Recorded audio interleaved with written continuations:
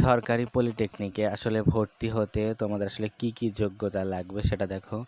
যে এখানে হচ্ছে ভর্তি বিজ্ঞপ্তি ডিপ্লোমা পর্যায়ে সরকারি প্রতিষ্ঠানের জন্য। তো এখানে হচ্ছে সরকারি প্রতিষ্ঠানের জন্য পলিটেকনিকে যারা সরকারি পলিটেকনিকে ভর্তি হতে যাচ্ছ তাদের জন্য কি করণীয়, তারপর আবেদন আগামীকালকে থেকে শুরু, 26 তারিখ থেকে শুরু, কোন শাখায় তোমরা কত গ্রেড হলে আবেদন করতে পাবে এবং কোন কলেজে কত পয়েন্ট হলে তোমরা চান্স পাবে এবং কত ধাপে তোমাদের এই কারিগরি মানে পলিটেকনিকে তোমরা ভর্তি হতে পারবে, সেই সব বিষয় নিয়ে তোমরা বিস্তারিত আজকে জানতে পারবে। এবং হচ্ছে সাবজেক্ট সমূহ কি সকল কিছুই তোমরা হচ্ছে আজকে এখান থেকে জানতে পারবে। তো চলো মূল ভিডিও শুরু করি। তো এখানে বলছে যে কারিগরি শিক্ষা বোর্ড এখানে 2023-24 শিক্ষাবর্ষে সরকারি প্রতিষ্ঠানসমূহ মানে সরকারি প্রতিষ্ঠানসমূহ 4 বছর মেয়াদী ডিপ্লোমা ইঞ্জিনিয়ারিং যারা হচ্ছে সাধারণত থেকে যাবে তারা হচ্ছে ডিপ্লোমা ইন ইঞ্জিনিয়ারিং এটা বলে।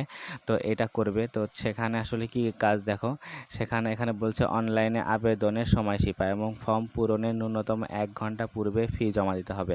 ফর্ম পূরণের ন্যূনতম 1 ঘন্টা আগে। এখানে 26 তারিখ থেকে শুরু হয়ে পরের মাসের 25 তারিখ পর্যন্ত, মানে 26/5 থেকে শুরু হয়ে 25/5/2024 তারিখ রাত 9টা পর্যন্ত প্রথম পর্যায়ে আবেদন চলবে। সেটা কোথায়? অনলাইনে। তো এখানে অনলাইনে SMS এর ফলাফল প্রকাশের তারিখ, SMS ফলাফল প্রকাশ হবে এই যে হচ্ছে 1/7/2024। প্রথম পর্যায়ে আবেদন ফলাফল প্রকাশ হবে কত? 1 জুলাই। তারপর এখানে মাইগ্রেশন প্রথমের দিনে হবে না। এখানে বলছে অনলাইনে ভর্তি নিশ্চয়নের তারিখ। এখানে ভর্তি নিশ্চয়ন তোমরা কিভাবে করবে দেখো। তারপর তোমাদের ভর্তির যোগ্যতা সম্পর্কে আসবে। এখানে বলছে প্রথম পর্যায়ে নির্বাচিত শিক্ষার্থীদের 1 তারিখ 7 মাস থেকে 5 তারিখ 7 মাস তারিখের মধ্যে নির্ধারিত ভর্তির নিশ্চয়ন ফি প্রদান করে নিশ্চয়ন সম্পন্ন করতে হবে। নির্ধারিত সময়ে নিশ্চয়ন সম্পন্ন করতে ব্যর্থ হলে প্রথম পর্যায়ে সিলেকশন এবং আবেদন বাতিল বলে গণ্য হবে।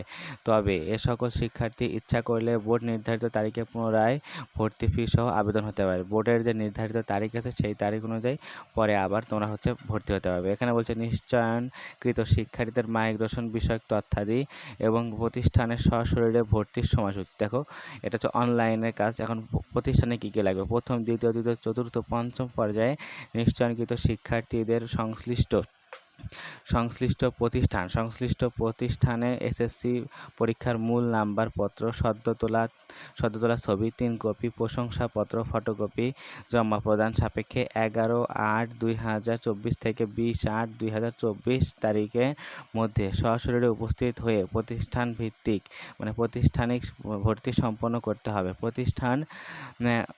প্রতিষ্ঠানকে ভর্তির সময় শিক্ষার্থীর কনফার্ম লিস্ট আছে কিনা তা যাচাই করতে হবে। এর সময় আসলে তোমাদের দেখো প্রতিষ্ঠান কর্তৃক তোমাদের সর্বশেষ কাজ হচ্ছে 27/8/2023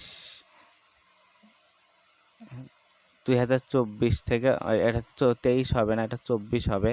এটা 24-এর এটা, ঠিক আছে? ওটা টাইপিং মিস্টেক হয়েছে একটু, জাস্ট এইটুকুই, আর তেমন কিছু না।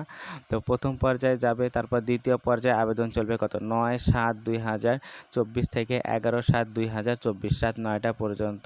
পছন্দক্রম অনুযায়ী প্রথম মাইগ্রেশনের ফলাফল প্রকাশ হবে হচ্ছে 15 তারিখ এবং 15 তারিখে হচ্ছে দ্বিতীয় ধাপের যে ফলাফল সেটা প্রকাশ হবে। দ্বিতীয় ধাপে কত তারিখ থেকে চলবে দেখো? 15/7/2024 থেকে 18/7/2024, মানে খুব কম সময়। এটা হচ্ছে অনলাইনে পেইড নিশ্চয় মানে সিলেকশন, তোমার যেটা তোমার ভর্তি কনফার্ম করতে হবে সেটা।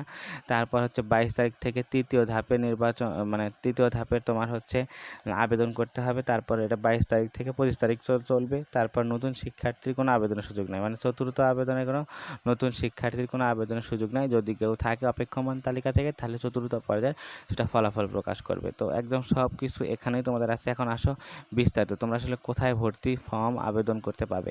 এখানে অনলাইনে এই ওয়েবসাইটে তোমরা যাবে। যাওয়ার পর হচ্ছে ওয়েবসাইটে ফলাফল প্রকাশ করে, এই ওয়েবসাইটে প্রকাশ করা হবে কারিগরি ও মাদ্রাসা শিক্ষা বোর্ড।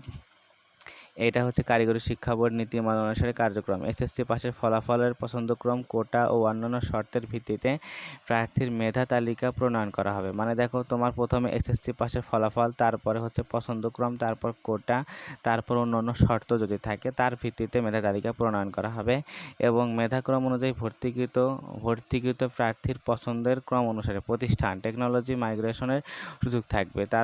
তবে পছন্দক্রম অনুযায়ী প্রতিষ্ঠান টেকনোলজিতে ভর্তির সুযোগ পেলে বলে নিশ্চয়ন করলে বা কোনো শিক্ষাবর্ষ ভর্তি থাকলে তা বাতিল করে উক্ত মানে ওই হচ্ছে আগে যদি কোনো ভর্তি থাকে সেটা বাতিল করতে হবে, না হলেও তোমার ভর্তিটা হচ্ছে বাতিল হলে বলে গণ্য হবে। এখানে বলছে ভর্তির আবেদনের সময় শিক্ষার্থী, শিক্ষক, অভিভাবক, অপারেটর সহ সংশ্লিষ্ট সকলকে সঠিক তথ্য প্রদান করে নিশ্চিত করতে হবে। এখানে যদি কোনো রকমের কোনো জানা তথ্য থাকে তাহলে এটা হচ্ছে তাদের হচ্ছে ওয়েবসাইটের নাম্বার, এখানে হচ্ছে এইটা হচ্ছে ওয়েবসাইটের পুরা ডিটেলস। ওয়েবসাইটে এইটা হচ্ছে নোটিশ প্রকাশিত হয়েছে ভর্তি। তো এখন আসি তোমাদের হচ্ছে কত পয়েন্ট হলে তোমরা হচ্ছে ভর্তি এখানে চান্স পাবে সরকারি প্রতিষ্ঠানসমূহ। দেখো, যদি তুমি ভালো সাবজেক্ট চাও তাহলে হচ্ছে A+-এর কাছাকাছি লাগবে, তাহলে সিভিল ভালো সাবজেক্ট পাবে। এবং যদি তোমার 4.50 উপরে যায় তাহলে তুমি ইলেকট্রনিক্স, তারপর আরও মেকানিক্যাল এগুলা সাবজেক্ট পাবে।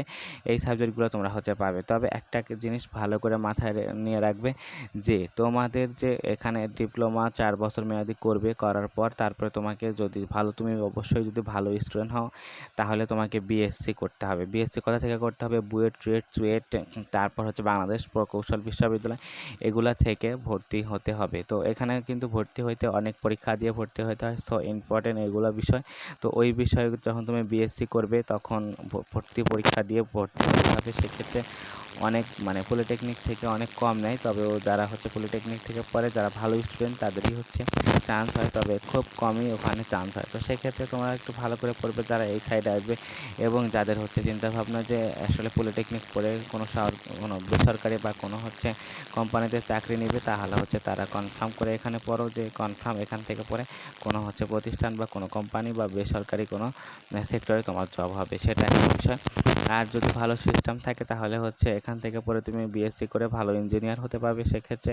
তো পরবর্তীতে তোমাদের এই বিষয়ে হচ্ছে আরও জানানো হবে, সেই জন্য অবশ্যই সাবস্ক্রাইব করে পাশে থাকা বেল আইকনটি ক্লিক করে রাখবে। আজকে এ পর্যন্তই, এতক্ষণ সাথে থাকার জন্য ধন্যবাদ। ভালো লাগলে ভিডিওটিতে একটা লাইক দিবে এবং তোমার ফ্রেন্ডদের মাধ্যমে যারা পলিটেকনিকে